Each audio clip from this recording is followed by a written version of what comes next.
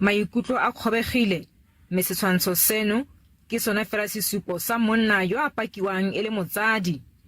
O diretse baagi ba lefelo leno dingwaga di feta 15 e le mogokgo.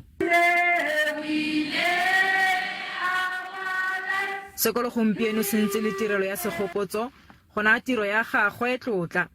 Barutabana, barutwana botlhe ba santse ba gamaregile fela. O irileng gore a tle a kree sehlogo se se kana ba mere sehlogo se se kana?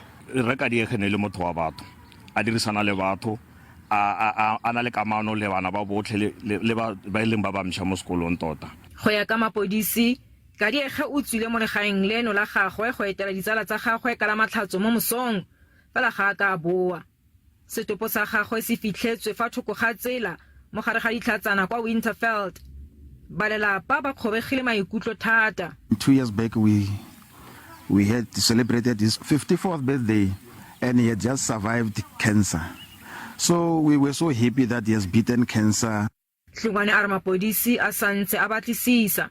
O tlhalositse fa batlhasedi ba gagwe ba ngwegile ka cellphone ya gagwe, laptop le dijo tsa dikolobe.